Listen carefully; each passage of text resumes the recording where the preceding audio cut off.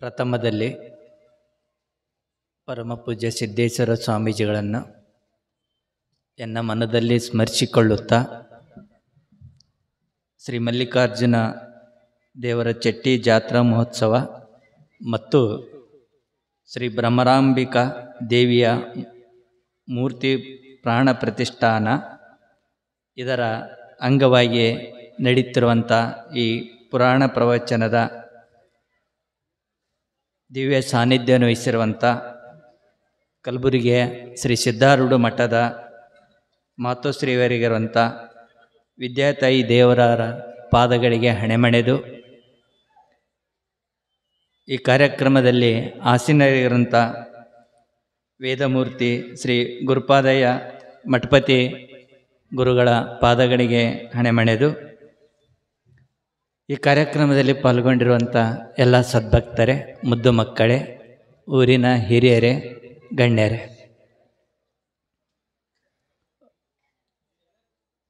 ನಾನು ಮೊದಲನೇದಾಗಿ ಇಷ್ಟು ಮಂದಿ ಒಂದು ಆಧ್ಯಾತ್ಮಿಕ ಒಂದು ಪ್ರವಚನ ಕೇಳಲು, ಅದರಲ್ಲಿ ಟಿ ವಿ ಬಿಟ್ಟು ತಾವೆಲ್ಲರೂ ಬಂದದಕ್ಕೆ ತಮಗೆ ಧನ್ಯವಾದಗಳನ್ನು ಸಲ್ಲಿಸ್ಲಿಕ್ಕೆ ನಾನು ಇಷ್ಟಪಡ್ತೀನಿ. ಮೊದಲ ನಾನೊಂದು ಇಲ್ಲಿ ಕುಳಿತುಕೊಂಡು ಸುಮ್ಮನೆ ಒಂದು ಅಬ್ಸರ್ವ್ ಮಾಡ್ತಾ ಇದ್ದೆ. ಇಷ್ಟು ಜನರು ಇಲ್ಲಿ ಆಗಮಿಸ್ಲಿಕ್ಕ ಕಾರಣ ತಾಯಿಯವರ, ಮಾತಾಜಿಯವರ ಅದ್ಭುತ ಪ್ರವಚನ ಕಾರಣ ಅಂತ ನಾನು ಭಾವಿಸಿದ್ದೇನೆ. ಬಹುಶಃ ಪುರಾಣ ಪ್ರವಚನ ಮಾಡುವರಲ್ಲಿ ಪುರುಷರು ಹೆಚ್ಚಿನ ಸಂಖ್ಯೆಯಲ್ಲಿ ಅದಾರ, ಮಹಿಳೆಯರು ಸ್ವಲ್ಪ ಕಡಿಮೆ ಅದಾರ. ಆದರೆ ಸಮರ್ಥ ಇರೋರಲ್ಲಿ ಇನ್ನೂ ಕಡಿಮೆ.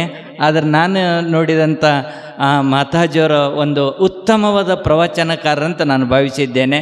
ಭಾಳ ಅದ್ಭುತವಾಗಿ ತಮಗೆ ವಿಚಾರಗಳನ್ನು ಮಂಡಿಸಿದ್ದರು. ಅದಕ್ಕೆ ನಾನು ಮತ್ತೊಮ್ಮೆ ಅವರಿಗೆ ಧನ್ಯವಾದಗಳನ್ನು ಸಲ್ಲಿಸ್ಲಿಕ್ಕೆ ಇಷ್ಟಪಡ್ತೀನಿ. ಎರಡನೇದು, ನನಗೆ ಕೊಟ್ಟಿರುವಂಥ ವಿಷಯ ಶಿಕ್ಷಣ ಅಂತ ಮಾತಾಜಿಯವರು ಹೇಳಿದ್ದಾರೆ. ಶಿಕ್ಷಣ ಅಂತಂದ್ರೆ ಕೇವಲ ಶಾಲೆಗೆ ಹೋದ್ರೆ ಅಷ್ಟೇ ಪಡೆಯುವಂಥ ಶಿಕ್ಷಣ ಅಲ್ಲ. ನಮ್ಮ ಬದುಕಿನ ದಿನನಿತ್ಯದ ಆಗುಹೋಗುಗಳ ಘಟನೆಗಳನ್ನು ನಾವು ನೋಡೋದ್ರ ಮೂಲಕ ನಾವು ಶಿಕ್ಷಣ ಪಡಲಿಕ್ಕೆ ಸಾಧ್ಯ ಇದೆ. ಕೇವಲ ಒಂದು ಶಾಲೆಯಲ್ಲಿ ಹೋಗಿ 4 ಅಕ್ಷರ ಕಲ್ತವ್ರು ಅಷ್ಟೇ ಶಿಕ್ಷಣವಂತರಲ್ಲ. ಒಳ್ಳೆಯ ಶಾಲೆಗೆ ಹೋಗೋದೇ ಒಳ್ಳೆಯ ಬದುಕನ್ನು ಕಟ್ಕೊಳ್ತೀವಲ್ಲ, ಅದು ಕೂಡ ಒಂದು ಶಿಕ್ಷಣ. ಆ ನಿಟ್ಟಿನಲ್ಲಿ ನಾವು ಶಾಲೆಗೆ ಹೋಗೋದಾಗಲಿ, ನಾವೊಂದು ಹೊಸ ಅನುಭವ ಪಡೆದುಕೊಳ್ಳೋದಾಗಲಿ, ನಮ್ಮ ಬದುಕು ಸುಂದರವಾಗೋದಕ್ಕಾಗಿ ಎಲ್ಲ. ಒಬ್ಬ ವ್ಯಕ್ತಿಯ ಒಂದು ಬದುಕು ಸುಂದರವಾಗಬೇಕಾದ್ರೆ ಈ ಶಿಕ್ಷಣ ಬೇಕಾಗ್ತದೆ. ಆ ನಿಟ್ಟಿನಲ್ಲಿ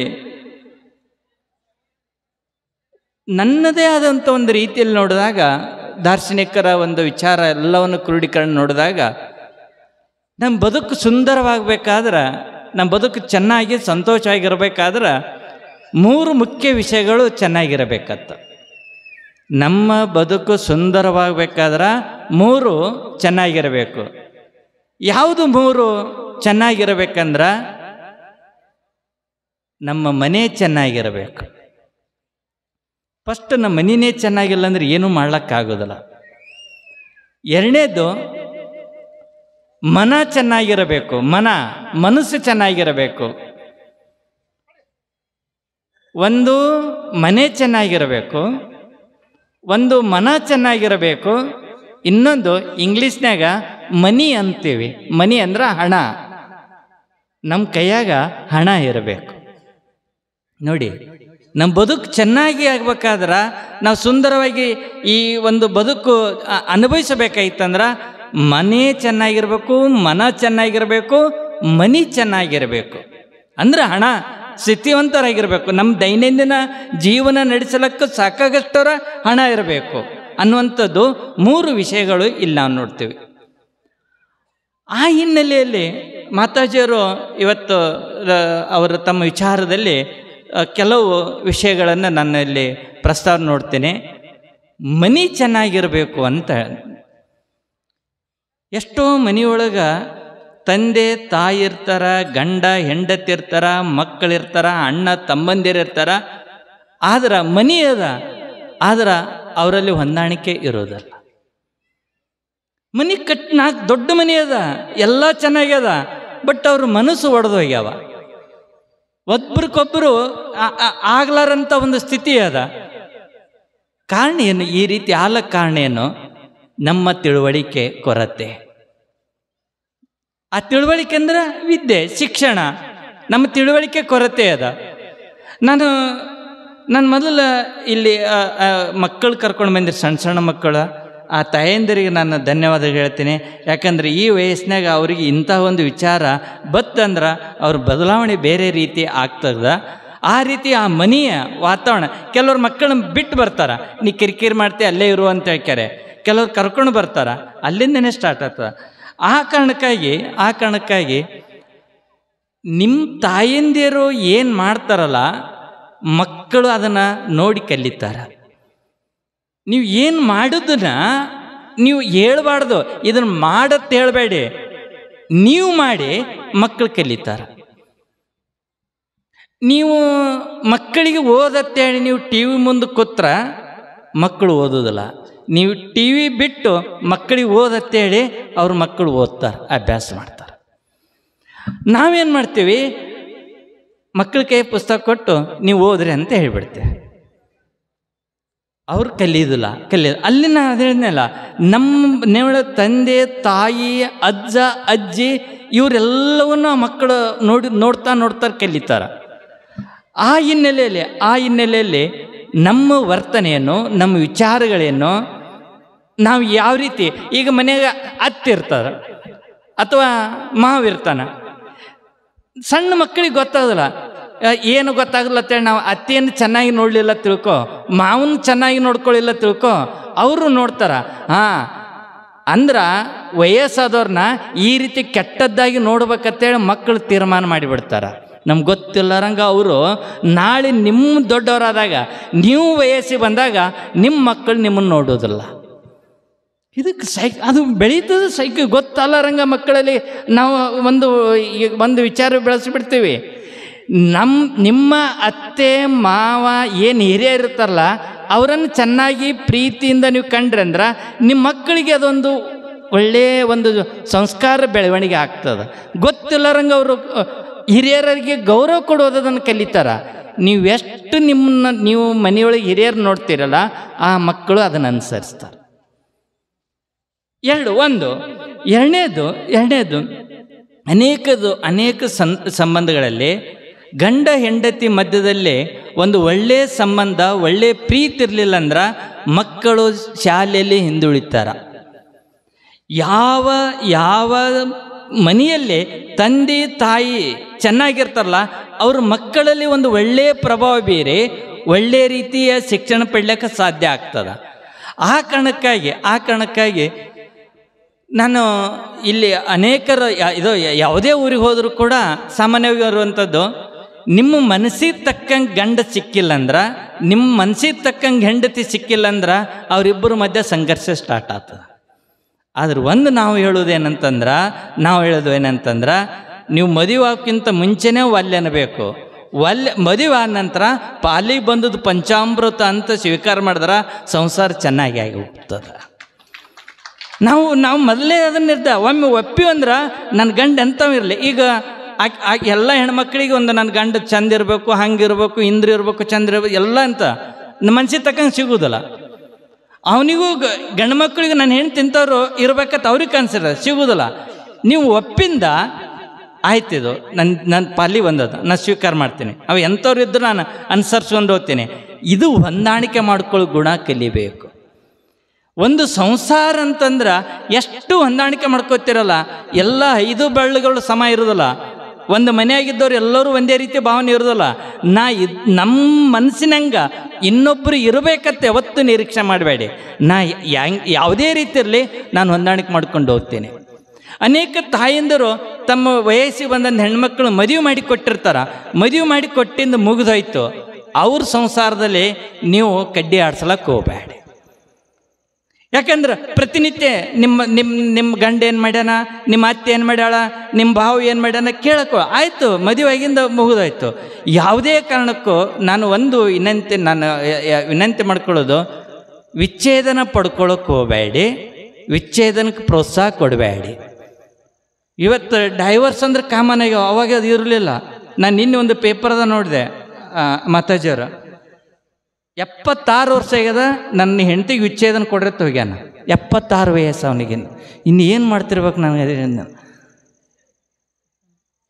ಆ ಕಾರಣಕ್ಕಾಗಿ ಅದಕ್ಕೆ ಅವಕಾಶ. ಯಾಕಂದ್ರೆ ಒಂದು ಸಲ ವಿಚ್ಛೇದನ ಆಯ್ತಂದ್ರೆ ಮತ್ತೊಂದು 2ನೇ ಮದುವೆ ಮಾಡಿಕೊಟ್ರಂದ್ರೆ ಅಲ್ಲಿ ನೆಮ್ಮದಿ ಸಿಗೋದಿಲ್ಲ.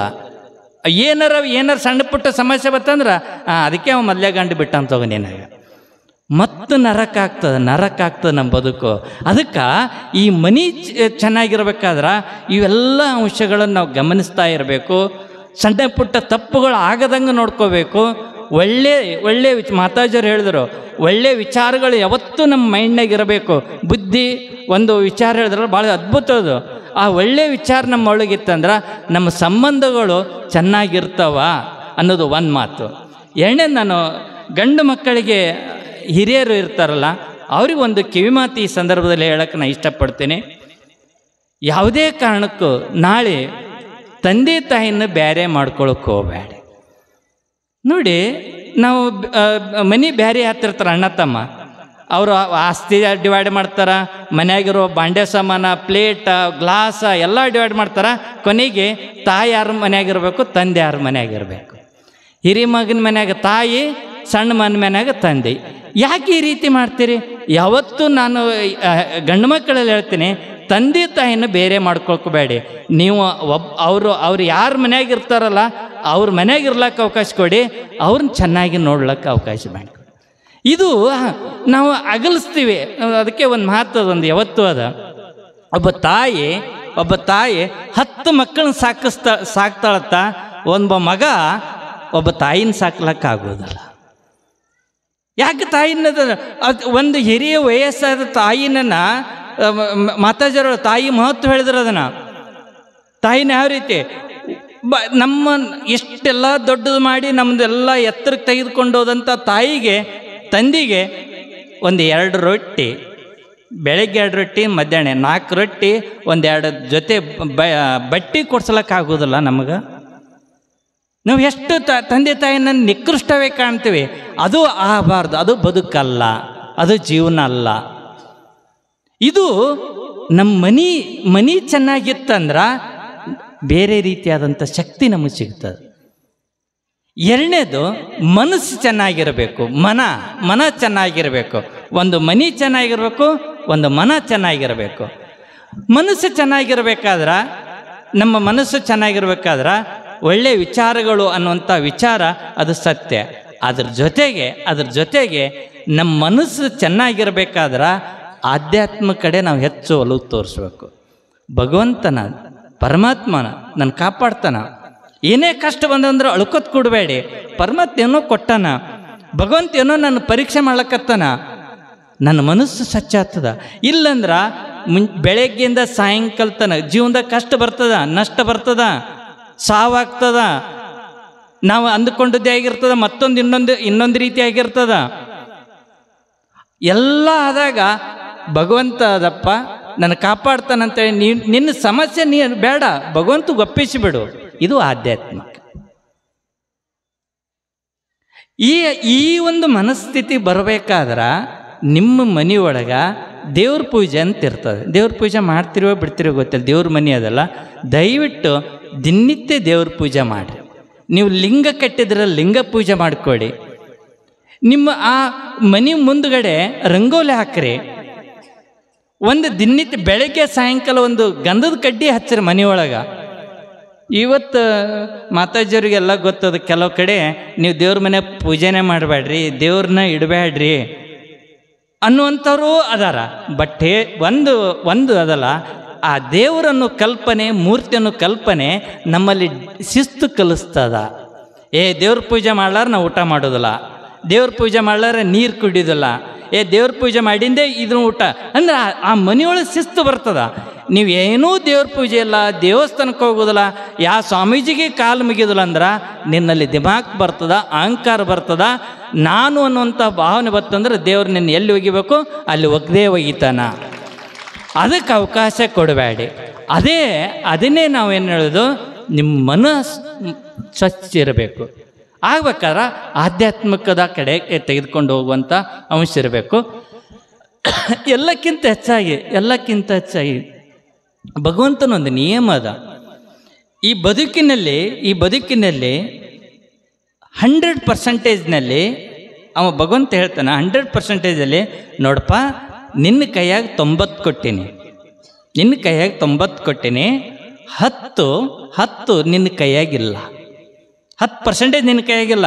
ಅವನು ಹೇಳ್ತಾನ, ಭಾಳ ಅದ್ಭುತವಾದದ್ದು ಇದು. ಏನಿದು? ನಮ್ಮ ಜೀವನದಾಗ ಏನು ಆಗಬಾರ್ದು ಆಗ್ತದತ್ತ, ಅದು 10%. ಇನ್ನು 90 ನಮ್ಮ ಕೈಯಾಗಿರ್ತತ್ತ. ಒಂದು ಘಟನೆ ಆದ ನಂತರ ಅದನ್ನು ಹೆಂಗೆ ಸ್ವೀಕಾರ ಮಾಡ್ತೀನಿ ಅನ್ನೋದ್ರ ಮೇಲೆ 90 ನಮ್ಮ ಕೈಯಾಗಿರ್ತದೆ. ನಾವು 90% ನಮ್ಮ ಕೈ. ಅದಕ್ಕೆ ಒಂದು ಕತೆ ಕಟ್ತಾರೆ ಅವ್ರು, ಸೈಕಾಲಜಿ. ಇದೊಂದು ಸೈಕಾಲಜಿ ಕತೆ. ಬೆಳಗ್ಗೆ ಗಂಡ ಹೆಂಡತಿ ಮಕ್ಕಳು ಕೂಡಿ ಟಿಫಿನ್ ಮಾಡುವಾಗ ಮಗಳ ಕೈಯನ್ನು ತಂದೆ ಸೆರಟಿನ ಮೇಲೆ ಬಿತ್ತು. ಒಂದು ಸಣ್ಣ ಸೆರಟಿನ ಮೇಲೆ ಬಿದ್ದುಕೊಳ್ಳೇನೆ ಮಗಳಿಗೆ ಬೈದ, ನಿನಗೆ ಬುದ್ಧಿ ಇರೋದೇ ಇಲ್ಲ, ನಿನಗೆ ಶಿಸ್ತಿಲ್ಲ, ನಿನಗೇನು ಬೈದು ನಿನ್ನ ತಾಯಿಗೆ ಬೈಬೇಕು, ನಿನಗೆ ಬುದ್ಧಿ ಕಲಿಸಿಲ್ಲ.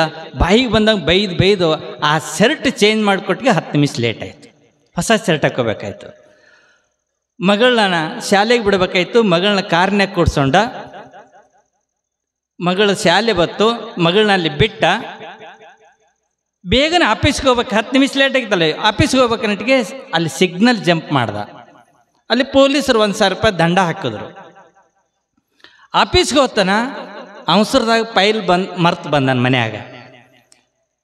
ಅಲ್ಲಿ ತನ್ನ ಕ್ಲೈಂಟ್ ಅಂತೀವಿ, ಗ್ರಾಹಕ ಅಂತೀನಿ, ಅವನಿಗೆ ಅದನ್ನು ಫೈಲ್ ಕೊಡಬೇಕಾಯಿತು. ಅವರು ಇವನ ಟೈಮ್ ಸರಿ ಇಲ್ಲ, ಟೈಮ್ ಕೊಡಲಿಲ್ಲ ತೇಳ್ಕೆರೆ ಆ ಫೈಲ್ ಅವ್ರ ಪ್ರಾಜೆಕ್ಟ್ ಮತ್ತೊಬ್ರಿಗೆ ಕೊಟ್ಬಿಟ್ರು. ಬೆಳಗ್ಗೆ ವಾಪಸ್ ಇದಕ್ಕೆ ಹೋಗ್ತಾನ, ಆಫೀಸ್ ಬಿಟ್ಟು ಮನೆಗೆ ಹೋಗ್ತಾನ. ಹೆಂಡತಿಗೆ ಸಿಟ್ಟು ಬಂದಿತ್ತು. ಈಗ ಬೆಳಗ್ಗೆ ಬೈದು ಹೋಗ್ಯಾನ. ಗಂಡ ಏನಾದರೂ ಹೆಂಡತಿಗೆ ಬೆಳಗ್ಗೆ ಬೈದು ಹೋದ್ನಂದ್ರೆ ಅವ ಬರುತ್ತಾನೆ ಟಿ ವಿ ನೋಡ್ಕೊತ ಆರಾಮಿರ್ತಾರೆ. ಅವ ಬರೋ ಟೈಮ್ಗೆ ಹೊಚ್ಕೊಂಡು ಮಲ್ಕೊಂಡ್ಬಿಡ್ತಾರೆ. ಬಂದಂದ್ರೆ ಸಹ ಯಾಕೆ ಹಂಗೆ ಮಲ್ಕೋತಾರಂದ್ರೆ ಅಲ್ಲೊಂದು ನಿಯಮ ಅದ. ನನ್ನ ಗಂಡ ಬೈದಾನ, ಬಂದು ನನಗೊಂದಿಷ್ಟು ರಮಿಸ್ಲಿ, ನನ್ನನ್ನು ಎಬ್ಬಿಸ್ಲಿ ಅಂತ ಆಸೆ ಇರ್ತದ. ಆ ಕಾರಣಕ್ಕೆ ಅವ ಬಂದ, ನೋಡ್ದ ಹೆಂಡ್ತಿ ಮಲ್ಕೊಂಡಿದ್ದು, ಬಿದ್ದಾಳ ಬೇಳಿಕೆ ಅಂತೇಳಿ ಕೇರೆ ಹೊರಗೆ ಊಟಕ್ಕೆ ಹೋಗಿಬಿಟ್ಟ. ಅಂಥವ್ರು ಇರ್ತಾರೆ ಒಳಗೊಂದಿಷ್ಟು ಮಂದಿ. ಹೋದ, ಹೋಟೆಲ್ ಊಟ ಮಾಡ್ದ. ರಾತ್ರಿ 1-2ಕ್ಕೆ ಅದು ಫುಡ್ ಪಾಯ್ಸನ್ ಆಗಿ ಸಂಡಾಸ ವಾಂತಿಯಾಗಿ ದವಾಖಾನೆಗೆ ಹಾಕಿಬಿಟ್ರು. ಅಲ್ಲಿ 5,000-6,000 ರೂಪಾಯಿ ಬಿಲ್ ಆಯಿತು. ವಾಪಸ್ ಬಂದ. ಈಗ ಹೇಳಿ, ಇದರಾಗ 10% ಯಾವುದು, 90 ಯಾವುದು? ಆ ಚಹಾ ಬಿದ್ದದ್ದು 10%. ಅವಾಗ ಅದು ಅವನ ಕೈಯಾಗಿರಲಿಲ್ಲ, ಬಿದ್ದು ಹೋಗ್ಯದ, ಅವನ ಕೈಯಾಗಿರಲಿಲ್ಲ. 90 ಅವನ ಕೈಯಾಗಿತ್ತು. ಏನು ಮಾಡ್ಬೋದಾಗಿತ್ತು ಅವ ಏನು ಮಾಡ್ಬೋದಾಗಿತ್ತು? ಮಗಳೇ, ಈ ರೀತಿ ಮಾಡಬೇಡ, ಚೆನ್ನಾಗಿ ನೋಡು, ಶಿಸ್ತಿರು ಅಂತ ಇಷ್ಟು ಹೇಳಿಬಿಟ್ಟಿದ್ರೆ ಮುಂದಿಷ್ಟೆಲ್ಲ ಅನಾಹುತ ಆಗ್ತಿದ್ದಿಲ್ಲ. ಹಂಗೆ ನಮ್ಮ ಜೀವನದಲ್ಲಿ 10% ಸಣ್ಣದಾದೊಂದು ಘಟನೆ ಆದಾಗ ನಾವು 90ರಷ್ಟು ನಮ್ಮ ಜೀವನ ನರಕ ಮಾಡ್ಕೋತೀವಿ. ನಮ್ಮ ಬದುಕು ಕೆಟ್ಟು ಬಿಡ್ತದ. ನಮ್ಮ ಮನಸ್ಸು ನಮ್ಮ ನಿಯಂತ್ರಣದಾಗ ಇರೋದಿಲ್ಲ. ಇದಕ್ಕೆ ಒಂದು ಸಣ್ಣ ನಮ್ಮ ಊರಿನಲ್ಲಿ ಆದದ್ದು. ಅವರು ಪುಣಾದಲ್ಲಿ ಕೆಲಸ ಮಾಡ್ತಾರೆ. ಗಂಡ ತನ್ನ ಮಗನ ಕೈಯಾಗ ಹಿಡ್ಕೊಂಡು ಹೋಗುವಾಗ ಮಗ ಕೈಯಾಗದನ ಎಕ್ಸ್ಟೆಂಟ್ ಆಗಿ ಸತ್ತೋಗ್ಬಿಡ್ತು. ಮಗ ಸತ್ತ. ಈಗ ಹೇಳಿದ ಇದು 10%, 90%. ಮುಂದೇನಾಯಿತು ನೆನಪಿಟ್ಕೊಳ್ಳಿ. ಆದದ್ದೇ ಇದು 10% ಮಗ ಸತ್ತ, ಇದು 10 ಅಂತ ನಾವು ಮುಂದಕ್ಕೆ ಮಾನಸಿಕ ಮಾಡ್ಕೊಂಡ್ರು. ನನ್ನ ಕೈಯನ್ನು ಮಗು ಸತ್ತಲ್ಲ, ನನ್ನ ಮೈಯ ಕೈಯ ಸತ್ತ. ಆಕಿ ಮಾನಸಿಕ ಮಾಡಿಕೊಂಡು ಆಕಿ ಆತ್ಮಹತ್ಯೆ ಮಾಡಿಕೊಂಡು ಅಕ್ಕಿನ ಮೇಲೆ ಜೀವ ಇಟ್ಕೊಂಡಿರ್ತಕ್ಕಂಥ ತಾಯಿ ಅಕ್ಕಿನೂ ಕೂಡ ಆತ್ಮಹತ್ಯೆ ಮಾಡಿಕೊಂಡು 3 ಸರಣಿ ಆತ್ಮಹತ್ಯೆ ಅದು. ಒಂದು ಘಟನೆ 10 ಆದ ನಂತರ ಅಕ್ಕಿ ವಿಚಾರ ಮಾಡೋದು ಆಗಬಾರ್ದಾಗಿತ್ತು ಇಂಥದ್ದು. ಮಗನ ಆಗ್ಯದ, ಏನೂ ಮಾಡೋಕ್ಕಾಗೋದಿಲ್ಲ, ಇನ್ನೂ ನನಗಿನ್ನ ವಯಸ್ಸದ, ಇನ್ನೂ ಒಂದು ಮಗು ಆಗ್ತದೆ, ಇನ್ನೂ ಮಾಡ್ಬೋದು ಅನ್ನುವಂಥ ಒಂದು ಪ್ರಯತ್ನ ಇತ್ತಂದ್ರೆ ಅದು ಬೇರೆ. ಅದಕ್ಕೆ ಎಷ್ಟೋ ನಮ್ಮ ಜೀವನದಲ್ಲಿ ಒಂದು ಸಣ್ಣ ಘಟನೆ ಆಗಿದ್ದನೇ ಅದನ್ನೇ ದೊಡ್ಡದು ಮಾಡಿಕೊಂಡು ನಮ್ಮೆಲ್ಲ ಜೀವನ ನರಕ ಮಾಡ್ಕೊಂಡು ಹೋಗುವಂತಕ್ಕಂಥ ಎಷ್ಟೋ ಸಂದರ್ಭ ನಾವು ನೋಡ್ತೀವಿ. ಅದು ಆಗಬಾರ್ದು. ಇವತ್ತು ಒಂದು ನಮ್ಮ ಮನಸ್ಸಿನಾಗ ಏನು ಮಾಡಿ, ಏನೇ ಆಗ್ಯದ ಅಂದರೂ ಒಂದು ಸಣ್ಣ ಘಟನೆ ಉಳಿದದ್ದು ನಮ್ಮ ಜೀವನ ನಮ್ಮ ಕೈಯಾಗ. ಅದಕ್ಕೊಂದು ಮಹಾಭಾರತದಲ್ಲಿ ಒಂದು ಮಾತದ, ಒಂದು ಮಹಾಭಾರತ, ಕವಡೆಯನ್ನು ಕಳೆದುಕೊಂಡಾಗ ಕವಡೆ ಅಂದರೆ ಕಿಮ್ಮತ್ತು ಕಳೆದುಕೊಂಡಾಗ ಅದನ್ನು ಹುಡುಕೋದಕ್ಕಾಗಿ ಬಂಗಾರದ ನಾಣ್ಯವನ್ನು ಕಳೆದುಕೊಳ್ಳಬಾರದು. ಕವಡೆ ಅದು. ಈಗ ಎಷ್ಟೋ ಮಂದಿ SSLC exam, PUC exam fail ಆಗಿರ್ತಾರ. ಎಷ್ಟೋ ಹುಡುಗರು ಆತ್ಮಹತ್ಯೆ ಮಾಡ್ಕೋತಾರೆ ಆ ಟೈಮ್ದಾಗ. ಅದು ಕವಡೆ ಇದೆ, ಫೇಲ್ ಆಗಿದ್ದು. ಬಂಗಾರದಂಥ ಜೀವನ ಅದ, ಅದನ್ನೇ ಕಳ್ಕೋಬೇಕು, ಅದನ್ಯಾಕೆ ನಾಶ ಮಾಡ್ಕೋಬೇಕು? ಅದು ಆಗಬಾರ್ದು. ಇದು ನಮ್ಮ ಮನಸ್ಸು ಸಂತೋಷವಾಗಿಡುವಂಥ ನಿಯಮ. ಒಂದು ಮನಿ, ಒಂದು ಮನಸ್ಸು. ಮೂರನೇದ್ದು ಹಣ.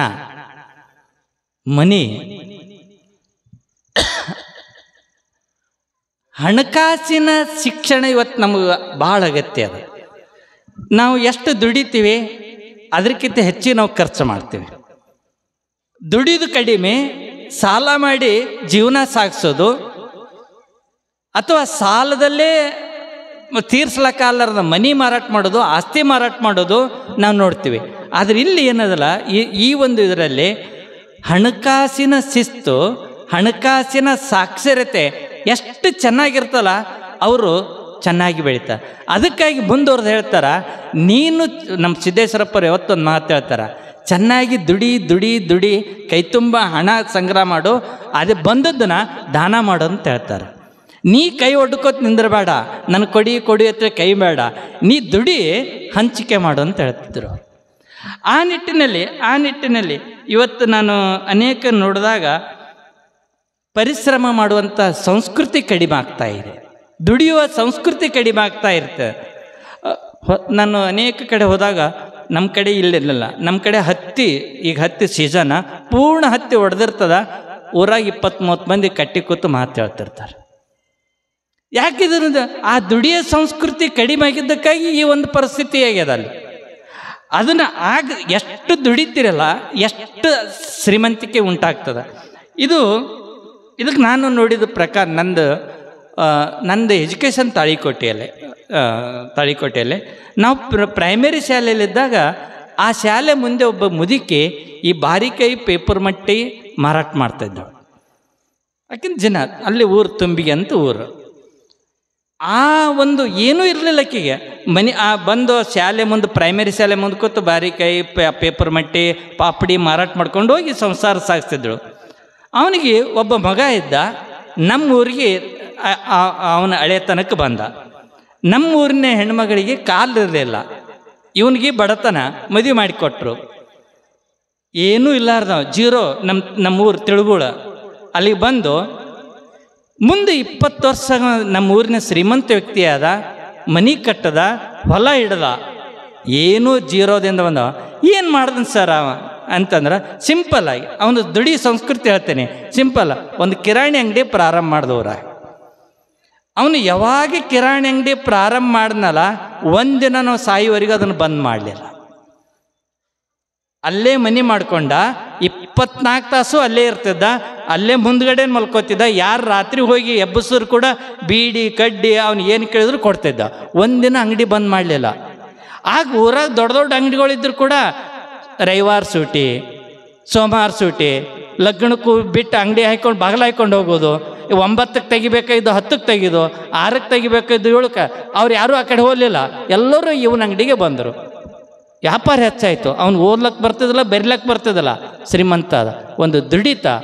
ಕೆಲವ್ರಿಗೆ ದೊಡ್ಡ ಮನಿ ಅದ, ಆಸ್ತಿ ಇರ್ತದ, ಇವರಲ್ಲಿ ಸಾಲ ಮಾಡ್ತಾರೆ. ಯಾಕಂದ್ರೆ ಹೊಲಕ್ಕೆ ಹೋಗೋದಿಲ್ಲ, ಎಷ್ಟೋ ಶ್ರೀಮಂತ ಆಸ್ತಿವಂತರು ದುಡಿಯೋ ವರ್ಗದಿಂದ ಬಡ್ಡಿ ಹೆಂಗೆ ಸಾಲ ತೊಗೊಂಡು ಉದಾಹರಣೆಗಳದಾವ. ಅದು ಆಗಬಾರ್ದಂತಂದ್ರೆ ನಾವು ದುಡಿದು ಭೂತಾಯಿ ನಾವು ಏನು ಕೆಲಸ ಮಾಡ್ತೀವಿ ಅದು ಸಣ್ಣ ಕಳ್ತನ ಮಾಡೋದು ತಪ್ಪ, ಮೈ ಮಾರ್ಕೊಂಡು ಜೀವನ ಸಾಗಿಸೋದು ತಪ್ಪ, ಉಳಿದದ್ದು ಯಾವ ಕೆಲಸ ಕೂಡ ತಪ್ಪಲ್ಲ. ಅದು ಸಣ್ಣದಲ್ಲಿ ದೊಡ್ಡದಲ್ಲಿ ಆ ಒಂದು ಕೆಲಸ ಮಾಡೋ ಸಂಸ್ಕೃತಿ ಇತ್ತಂದ್ರೆ ನಮ್ಮ ದುಡ್ಡು ಬರ್ತದ. ನಮ್ಮ ಹಣ ಚೆನ್ನಾಗೈತೆ ಅಂದ್ರೆ ಮಕ್ಕಳಿಗೆ ಒಳ್ಳೆಯ ಎಜುಕೇಷನ್ ಕೊಡ್ಲಿಕ್ಕೆ ಸಾಧ್ಯ ಆಗ್ತದೆ. ನಾನು ಎಲ್ಲರಿಗೂ ಗೊತ್ತಿದೆ, ಆಸ್ತಿ ಮಾಡಬೇಡಿ ಮಕ್ಕಳನ್ನೇ ಆಸ್ತಿ ಮಾಡಿರಿ ಅಂತಕ್ಕಂಥ ಮಾತು ಇದು ಎಲ್ಲ ಪ್ರಚಲಿತದ. ಅದಕ್ಕೆ ಸಾಕ್ಷಿ ನಾನೇ. ನಮ್ಮ ತಂದೆ ಏನೂ ಮಾಡಲಿಲ್ಲ, ಅವರು ನಮ್ಗೆ ಒಳ್ಳೆಯ ಶಿಕ್ಷಣ ಕೊಟ್ಟರು. ಇವತ್ತು ನನ್ನ ನೆನಪದ, ನಾನು 4ನೇ ತರಗತಿ ಮಕ್ಕಳು ನೋಡಿದಾಗ ನಾನು ನೆನಪಾಗ್ತದ. ಇಷ್ಟಿದ್ದ ನಾನು ಪುರಾಣಕ್ಕೆ ಹೋಗ್ತಿದ್ದೆ, ಎಲ್ಲೇ ಊರಾಗಿದ್ರ ಶಾಲೆಗೆ ಹೋಗ್ತಿದ್ದಿಲ್ಲ. ನಮ್ಮದು ಒಂದಿನ ನಮ್ಮ ತಂದೆ ಕೈಯ ಕಾಲ ಕಟ್ಕೊಂಡ್ಬಂದು ಶಾಲೆಗೆ ಹೋಗೋದು ಮಾಸ್ತರ್ ಮುಂದೆ.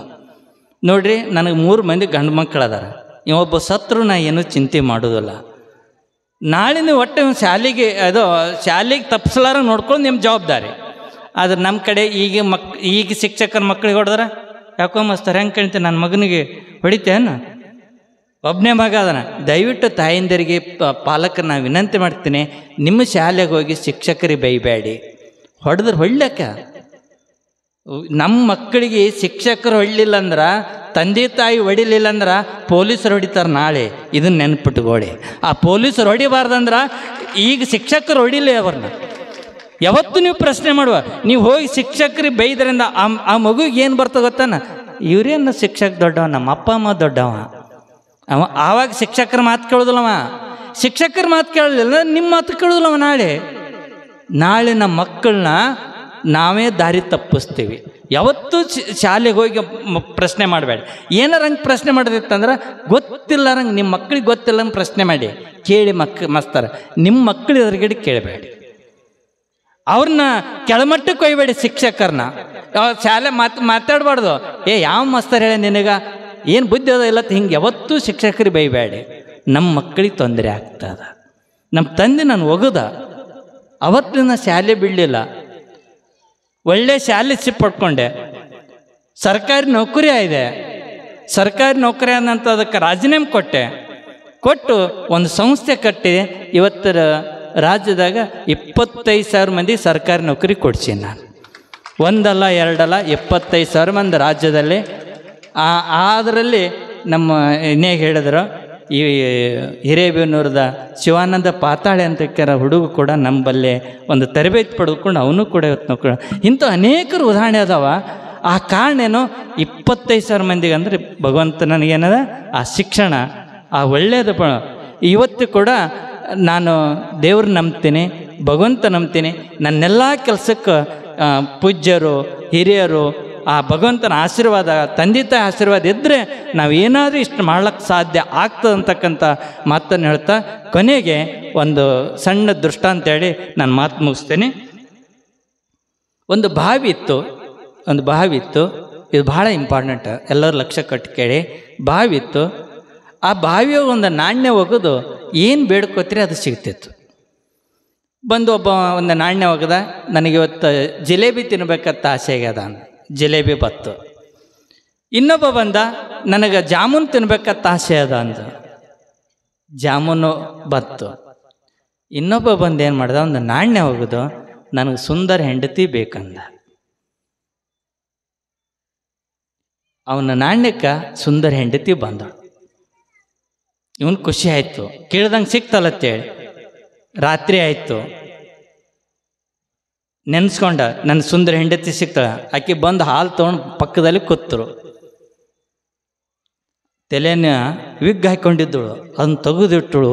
ತಲೆ ಕೂದಲು ಬೆಳಗಾಗ್ಯದ. ಹಲ್ಲು ಸಟ್ ಹಾಕೊಂಡಳ, ಅದನ್ನ ತೆಗೆದು ಸೈಡ್ ಇಟ್ಟಳು. ಇವನಿಗೆ ಗಾಬರಿ ಆಯಿತು, ಮೋಸ ಹೋದ್ ನಾನು ಅಂತಂದ. ನಾ ಬಾವಿಗೆ ಸುಂದರ ಹೆಂಡತಿನ ಕೇಳಿನಿ, ಇದನ್ನು ಮುದುಕಿನ ಕೊಟ್ಟದಲ್ಲ. ಇದು ಮೋಸ ಆಯ್ತು, ನಾವು ಹೋಗ್ತೀನಿ ಅಂತ. ಆಕೆ ಕೈ ಹಿಡ್ದ ಜಗದ, ಬದ್ಮಾಸ, ಎಲ್ಲಿಗೆ ಹೋಗ್ತೀನಿ ನೀನು? ನೀ ಯಾವುದು ಬಾವಿಗೆ ಯಾವುದು ನಾಣ್ಯ ಒಗದಿ? ನಕಲಿ ನಾಣ್ಯ ಒಗದಿ. ನಕಲಿ ನಾಣ್ಯ ಹೋಗಿದೆ, ನಾನು ನಕಲಿ ಇದ್ದೀನಿ ಇರ್ತಕ್ಕ. ಹಂಗೆ ನಮ್ಮ ಕೆಲಸ ನಕಲಿ ಇತ್ತಂದ್ರೆ ನಮ್ಮ ಜೀವನ ಕೂಡ ನಕಲಿ ಆಗ್ತದ.